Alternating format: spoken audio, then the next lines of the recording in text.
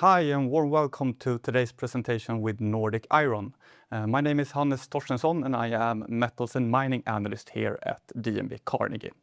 With us today we have Ronne Hamerslag, CEO of Nordic Iron, here to present both the Q2 report released today, but also the result from the PFS announced yesterday. We will have a short Q&A after the presentation. You can send in your questions through the website. And with that said, I leave the word over to you, Ronne. Welcome. Thank you, Hannes. Good to be here and do this presentation from the update of the Nordic Iron status and going forward. The main things we're going to go through today is the quarterly 2 report, the PFS study results that was out yesterday. And of course, the most interesting part is the pre-feasibility. But before that, we have a quite international audience today. I'm very pleased and happy with that, and that's why we do this in English. So some of these people are new to the company, so a short introduction to Nordic Iron first. Nordic Iron is a mining company, is focused on restarting and reviving the mining industry, especially around the Ludvika region in Bergslagen. Bergslagen is a traditional, very famous area for iron mining, iron production and steel production.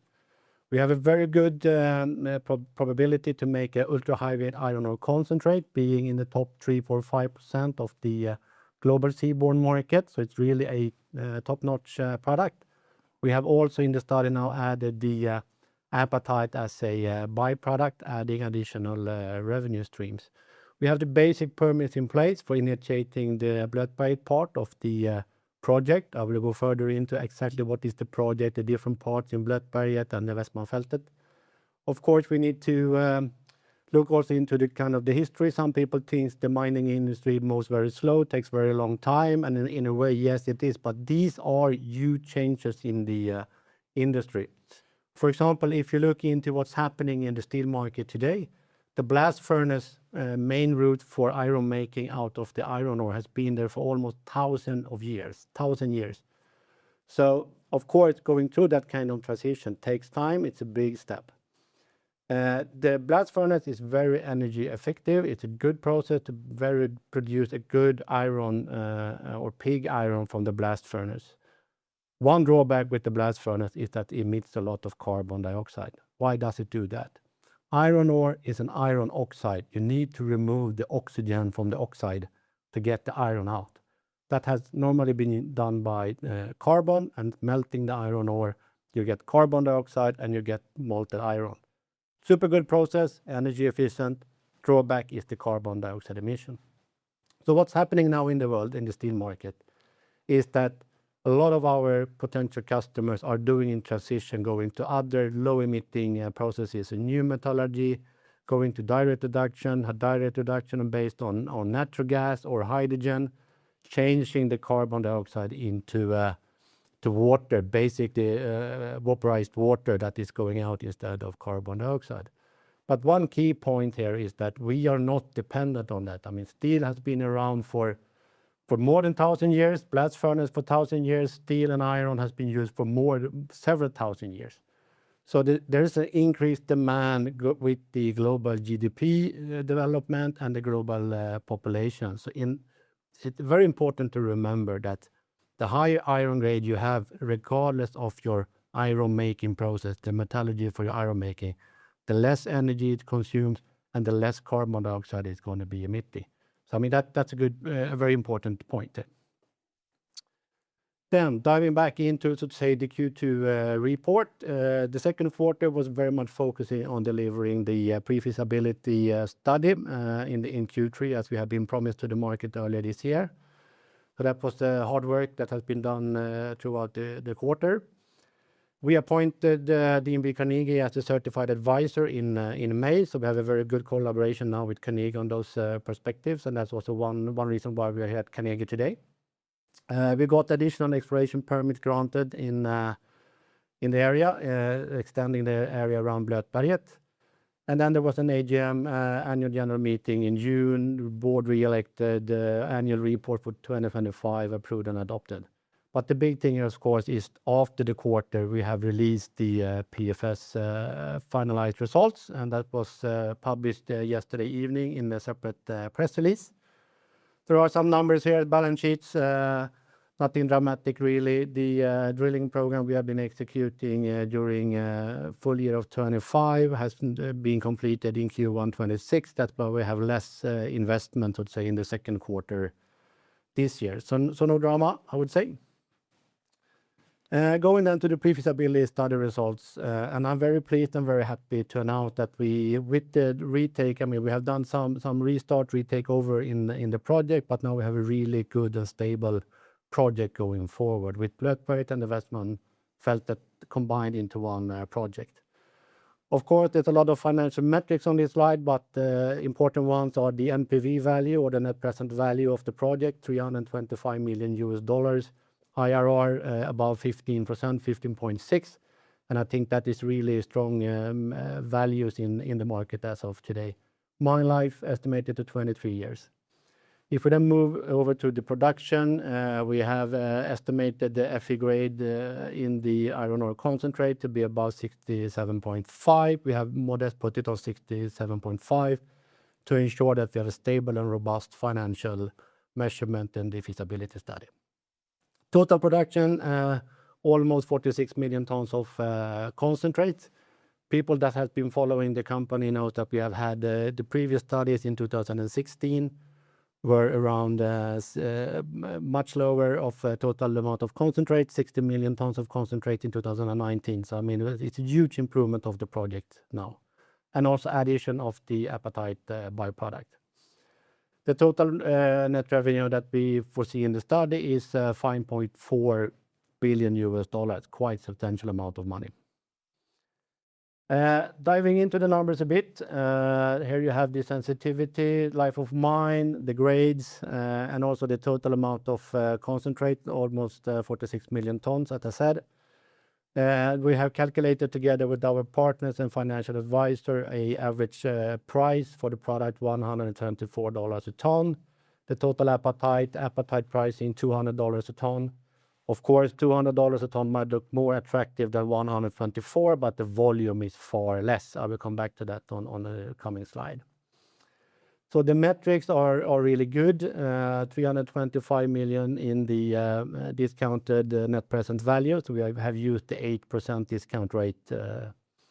And then you can see the sensitivity on the pricing, on the NPV and the long-term sales pricing, IRR impacts, and the payback for the project. The base case we have used in the study is 124, the low end is 104, and high end is 144. So we think we have a very robust and good project, good financial metrics, and really a appealing project. Further down into this, you can see the free cash flow on this graph. The investment that is, the main investment, the construction of the mine is now predicted to start by the end of 28, the first quarter 2029. You see that the free cash flow goes down because we have a lot of investment. 2031, we are predicting the first ore coming up to surface. You see that the cash flow is, the bars are trying to sweep over from the negative to the positive side. We have a good production, good revenue, free cash flow from 31 up to 52 in the current PFS study. On the slide, you can also see the expected proportion on the apatite concentrate revenue being around 5% additional revenue to the company. A byproduct is very interesting in that way that is more or less available with no cost. So it is some additional flotation and some additional material handling that we need to add, but otherwise it's basically a free cost additional revenue. But that's going to be 5%, so that's really improved the financial metrics, basically just ripple down to your or to our bottom line. If we then go over to the total mining, here's the mine plan. As you can see, we start to do underground working in 2029 and 30 and 31. First ore is coming up 31. And then we are ramping up 32, 33 to full production from 33 and onwards to 2052 with the current PFS plan. You can also see the average grade over the time. Some people that are not used to the mining industry might wonder why the free cash flow is fluctuating that much over the years while the ore production is this stable. But the answer is basically the grade or the orange curve in that. You have a fluctuation in the ore grade, which actually means a bit of fluctuation in the amount or the volume of concentrate you can actually produce from that ore. That makes a bit of a fluctuation in the free cash flow, and also some additional sustaining capital investment when you go on to new main levels in the underground mine. That also pick a bit from the free cash flow. Everybody that has followed the company for quite some time know that we have an offtake agreement with Cargill that is covering the initial 25 million tons of ultra-high-grade iron ore concentrate. So there is a potential upside to continue dialogue with Cargill around the additional, so to say, 20 million tons of concentrate that we basically put on the table now with this pre-feasibility study. So that's a huge improvement to the project. And then we have the apatite byproduct added. We are not as certain on the actual grade of phosphate in the apatite, so we need some more metallurgical test work in the next coming study phase. And a big remark is that we have not put any value in this model yet to the rare earths, because the apatite market today doesn't really value rare earths in apatite as of today. Everybody following this industry knows that there's a change in geopolitics and the importance of rare earths going forward. So we expect that to be a potential upside. Moving on then, a mining company isn't better than its mineral resources and mineral reserves, I used to say, and that's a bit of a fact, because that's where you basically dig up your revenue and your profit. So we have done a quite extensive drilling program in the Blötberget deposit. It was starting in December 2024. People that has followed the company know that the target was to increase the Blötberget deposit with in total 35 million tons of in situ mineralization. We achieved 27 million tons, so you can see that in the bar graph. So we increased the in situ mineralization from 67 to 94, so that's a huge improvement with 27 million tons. And at the end result, the Golder study back in 2019 predicted ore reserves of 34 million tons, and now we have almost 56 million tons of ore reserves. And ore reserves are the thing that you dig up, you can produce concentrate off, and you can sell it. So the Blötberget deposit as such has grown a lot over the last 1.5 years. If you're new to the mining industry and you don't know this kind of terminology on mineral resources, mineral reserves, ore reserves, and all those kind of things, I really encourage you to go into the York Code webpage, for example. We are following the York Code 2012. There you have clear and good definitions on all the different categorization of the mineralization in a mining project, because the mineralization, the resources, and the reserves is really what determine the profitability and the length of your project. And you need to understand the different parameters. In situ is the lowest level of confidence you can have in the mineralization, or reserve is the highest. Moving on then to the Blötberget investment fields. It was fantastic to increase the in situ resources in Blötberget. Now we are looking into or the feasibility studies for Blötberget investment field together. So all in all, we have almost 149 million tons of in situ mineralization at the cutoff grade 25%. Again, that's the important metric. You need to define where you cut off your resources and reserves and your mineralization. If you go to too low percent, then you get a huge amount of tonnage, but there's no financial value in them. So Blötberget investment or the first or the investment field is the first areas we are going to mine, starting up in Blötberget. So with the current pre-feasibility study, we see that we will start the production, as I showed in the previous slide, 2031. And with this mineralization, the PFS points at mining until 2052 at the latest, I would say. Because as you can see in the final bullet there, the current mineral resource, as reported from Blötberget investment field together, is 104.5 million tons. And there's still a potential upside. And to explain a little bit on that, we have that also in the press release that we have identified a compliant exploration target up to close to 80 million tons. So that's going to be the next ambition for the next exploration campaign and drilling campaign in the Västmanfältet. And you can see the picture showing the Lake Westman, and then you have the different mineralization. And as you see from the slide, is that the lenses 2 and 3, we have enough information to confirm that as an exploration target, up to 80 million tons. We have not enough information on the areas 1, 4, 5, and 6. So that is what we're going to plan and do in the future. So there is still an upside potential prospective targets after this up to 80 million tons exploration target. So, I mean, there is still much more to be found. Also in Blötberget, I'm sorry that picture is maybe quite small, but you can see the red area and the orange area is where we see prospective targets for additional drilling. In the drill campaign we have been doing now in mainly than in 2025, we have extended to the depth and we have widened it a bit, the deposit, and there is a further possibility to do that in the red and orange area. We don't have enough geological information to define those as exploration target and put any tonnage or grade on it. So the next prioritized thing for the exploration team is the target for Västmanfältet, 8 to 80 million tons of additional mineralization we hope to find. Together with the pre-feasibility study, there's a lot of mineral resource and ore reserve statements. There's a combination on this slide, but I also encourage you to visit our website where we're going to post it more in details. We're going to have the York Table 1s, as they are called, that are giving more information how the mineral resources or reserves are defined, evaluated, and the process to get up to that.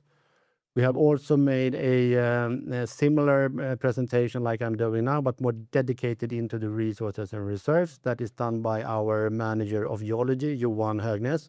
So I really recommend you, if you have time, to look into that.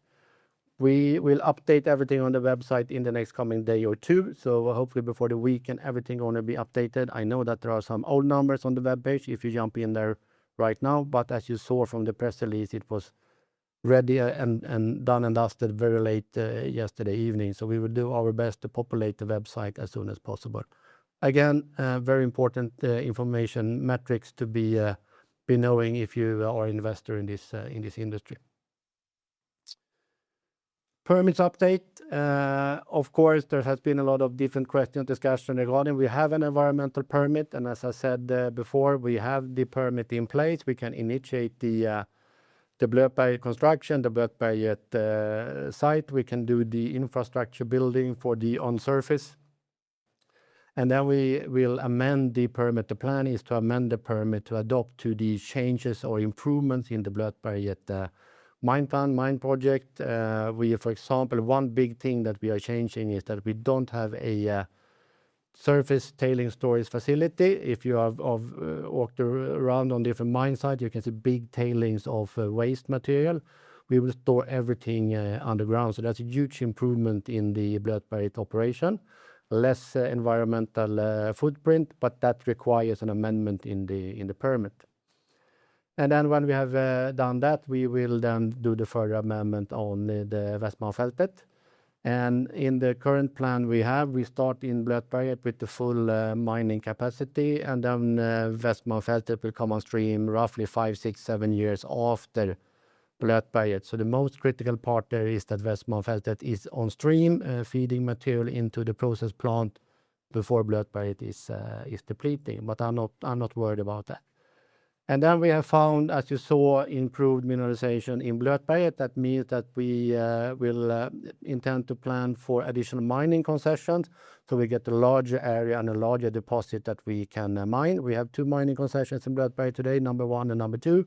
And the process has started up to add a third mining concession to be able to dig up even more ore in the future. So, on a high level path forward, what we aim to be one of the few major Swedish producers of ultra high grade iron ore concentrate. So we will basically start in the Ludvika region with the Blötberget and Västmanfältet. We have other mining concessions like Håksberg. There are still unexplored areas nearby Blötberget and Västmanfältet. But as you saw on the exploration target slide on Västmanfältet, we still have 4 areas just next to it, to the ones that we have defined as exploration targets. So they are really interesting to further analyze and blood by it. So we have our hands full to increase the mineral resources. Then of course now we have 20 more million tons of high-grade concentrate on the table. So of course we will focus on getting offtake covering that. Cargill Metals or other player. Of course, the partnership we have with Cargill is very appreciated, so that's going to be the first focus. We have the apatite. Apatite byproduct is quite new in the discussion with our customers. We have ongoing discussions on the offtake. No offtake is secured as of today, but that we want to achieve as soon as possible, so we can bring those real financial metrics and the customer commitment, so to say, into the DFS study. Then the long-term target is to be a real, so to say, a strong and good mining company in the Bergslagen region, delivering a good profit with good dividend and expand into different areas with the mineralization and projects we have. So diving into the more hands-on time plan then. Today we have released the PFS results, or actually yesterday. We have the Q2 result out today. So what we're going to do now is to capitalize the company for the next phases, the further exploration into the Västmanfältet, to really go and hunt these possible up to 80 million tons additional mineralization in Västmanfältet. Kick up the definitive feasibility study and take us up to a project financing. We expect this to do the DFS exploration and closing of project financing during 27-28. So then we can start the mine construction 29.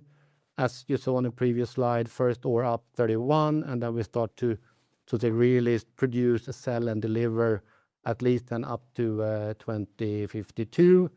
The more we find, the more we're going to expand the life of mine. The more we find, we can look into increasing the annual production. But this is the current plan we have from the pre-feasibility study. The next study, the definitive feasibility study, will give more insights on more resources and more financial results. Yeah, I think we are over to the Q&A parts. I mean, just to summarize again the investment highlights. We can keep this slide on when I look over to Johannes and ask, is there any questions from the audience, or is it crystal clear? Not as of now, it's crystal clear. So if you wish to ask a question, please send it in through the chat, and I can read it out to Ronne. Yeah. But I could start. First of all, thank you for the presentation and congrats to the promising results in the PFS. Thank you. Thank you.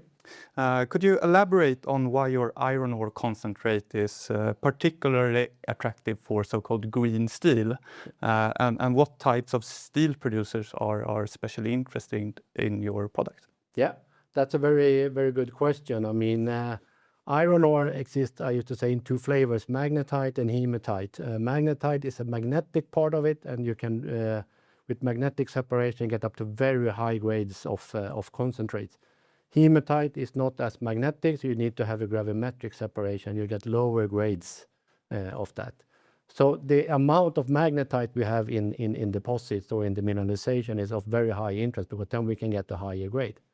Not to be too technical, but when in a blast furnace, the iron ore is melted, so you get a slag process. You can remove the impurities or the deleterious elements, and you get the pig iron that is molten.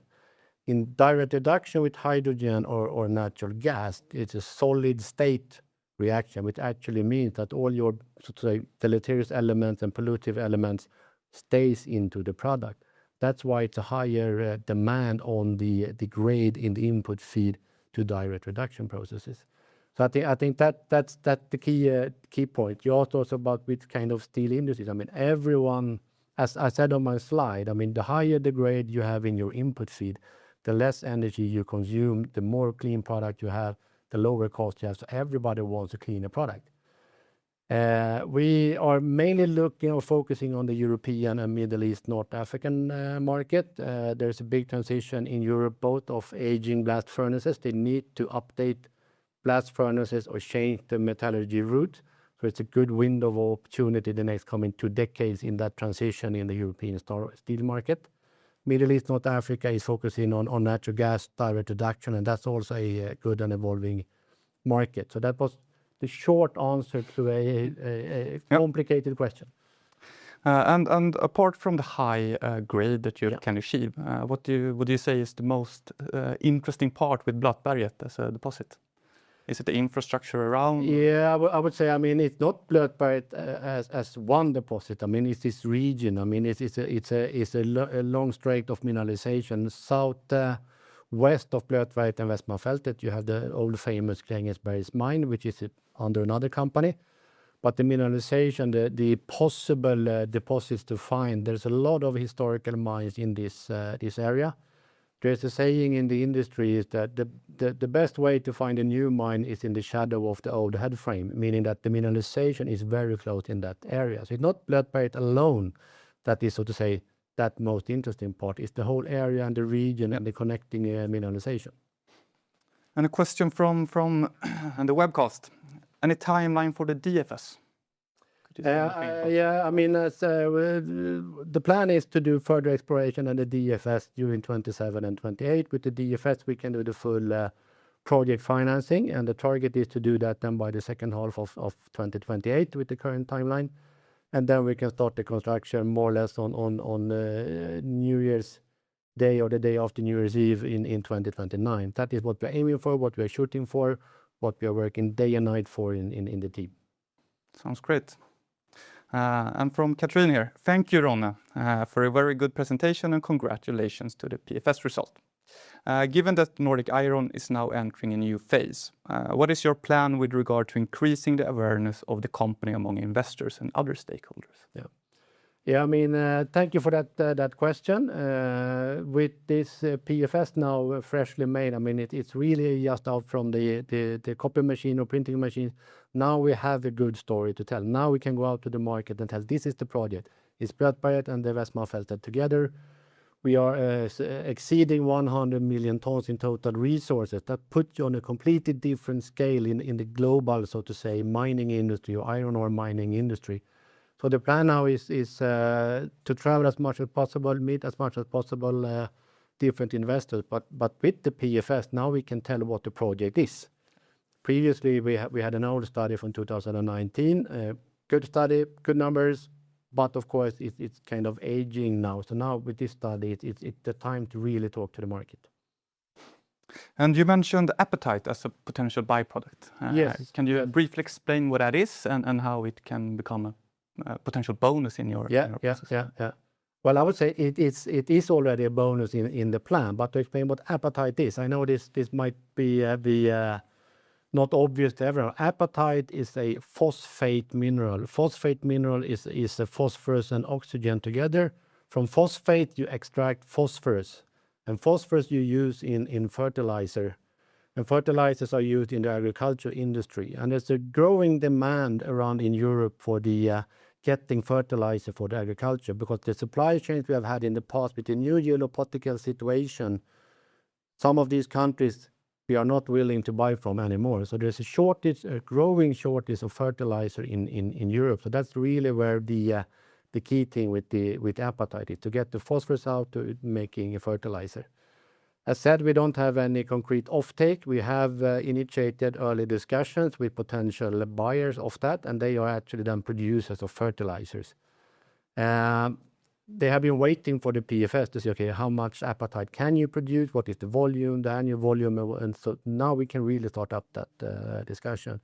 And then as a side note, a little bit, the apatite carries a lot of rare earths. Today, rare earths are not giving extra credit in the apatite market, but we see that it might happen in the near future that rare earths becomes more and more attractive, and it could be that I can also add value to the apatite byproduct.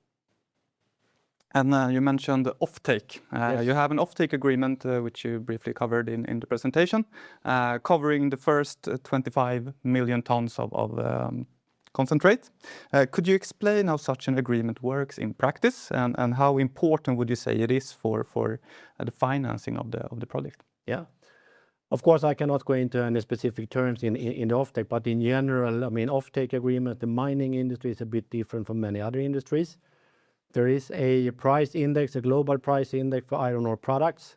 Based on that, there's more or less a formula that evaluate your product depending on the grade you have, the moisture, deleterious elements, low phosphorus, low sulfur, and those kind of things that you don't want in. So there's basically a mathematic formula that calculates the price. And what we're going to do is that it was like the mine is nominating a certain amount of tonnage to the off-taker, and then you have a discussion in the year before, so to say, and then you do a commitment between the buyer and the mine, or the off-taker and the mine, and then you're committed to procure that from the off-taker, and we are committed to deliver that during the following year. So basically, it's a 1-year planning, commitment planning all the time. And you also asked, why is that important to have? I think it's really good in the discussion with financiers that we have been having so far, is that we can guarantee that we get an income. When the first ores come up, goes on the train, and is loaded on a vessel in the port of Oxelösund, we know that we have a commitment from Cargill that they will take it, and we will get the revenue in.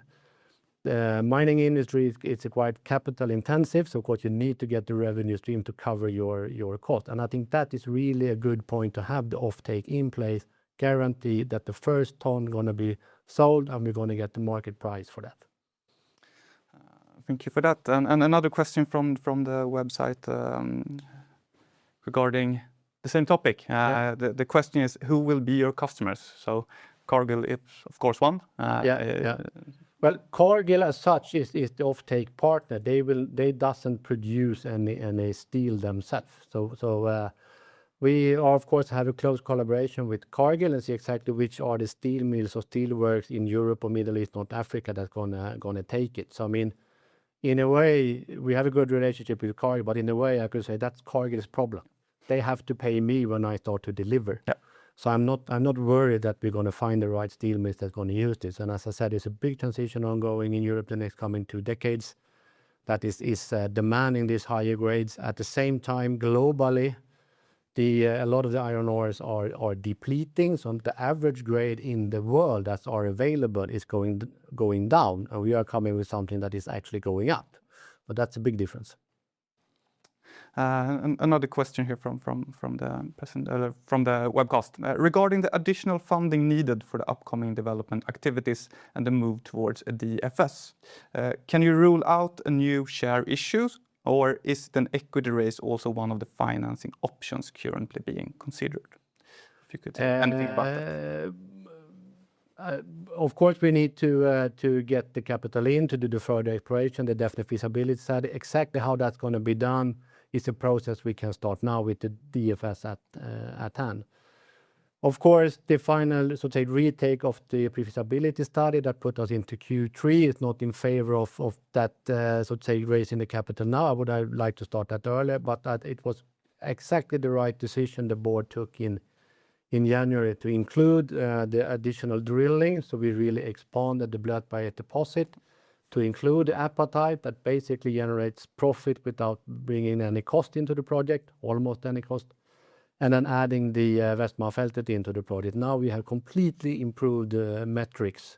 So we have not decided, or the board have not decided exactly how we're gonna do that, but with the PFS, that discussion will start now. Makes sense. And looking a little further ahead, what would you say are the most critical risk factors between today and the planned start of the production 2031 that could affect the current timeline? Or is the most critical? There are many parameters or many risks. You have to be very positive and pragmatic if you work in the mining industry. So I would say I don't see any risk or any problems. We're going to get this mine going. But of course, one thing we just mentioned, we need further cash to get into the definitive feasibility study. With that, we can do the project financing. We would like to do more exploration drilling, but there's no big risk in terms of technology, mineralization, location, railroad, power. More or less, just give me the money and I will start the mine. So I'm positive. Sounds good. And you're talking about a mine of life of around 23 years. Yes. Could you elaborate a little bit? What happens after that? What happens after that is that we have found more ore and we are still mining. That's my main plan. But assuming that the end of life is 2052. In the environmental permit we have a plan that has been approved by the authorities to do. It's called a reclamation plan. So basically everything we are building up between 2029 and 2031 needs to be dismantled, taken away. We need to take away all the buildings, power lines, transformers, mobile equipment, concrete. We need to put some good soil back. We need to plant trees. We need to close up the mine. So a few years after that, more or less no one will see that it has been a mine on that site. That is the regulation or the requirements from the authorities today when you get a permit to do a complete reclamation afterwards. But I'm sure we're going to find more ore, so we're going to still be producing after 2052. I'm not worried about that. Me neither. And a question here. Can you tell a little bit about CapEx and risk regarding this? I mean, you had a slide about the CapEx plan. Maybe you want to elaborate a little bit about that. I'm not really sure about the risk and the CapEx plan. I mean, the capital we have planned now in the pre-feasibility going to take us from start of construction, the surface buildings and the surface site, the process plant, the transformers, the rail yard, and everything is geared up for the annual volume, going up to around 4.8. We're building the site for have a capacity of 5 million tons input feed in total. So that's the plan. We're going to start to feed it with material from Blötberget, and then eventually a few years later we get in a combination of Blötberget and Västmanfältet. So it's actually no real additional cost to bring in Västmanfältet or additional capex, as long as we stay within the 5 million tons total mill capacity. If you want to expand that, it might be, but that's not in the plan today. So it's a good project, a good net present value. It's we are not in the project financing to find the full capex right as of now. So I'm really sure we're going to be able to do that in 2028. Don't know if that really answered the question though, but maybe a follow-up on that one. Let's say in the DFS in 2029, is it possible that the capex will be lower than you're presenting now, or even higher? Of course, there's a possibility that it can be lower. We have done a lot in the pre-feasibility study now to move things from actually being capex into opex. We have a lot of leasing agreement, managed service agreement. We will look further into automation and things like that.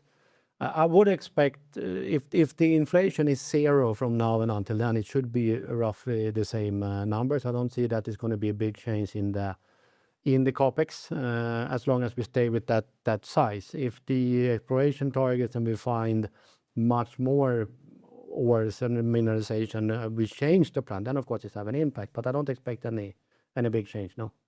Makes sense. No further questions from the chat, so I guess we give them a chance to send the final questions here. Otherwise, I leave the word over to you if you have any closing remarks. Well, thanks for listening. It has been a hard work and a very nice work with the team. We are fully committed behind the company on this pre-feasibility result. We're going to take the company now to the next level.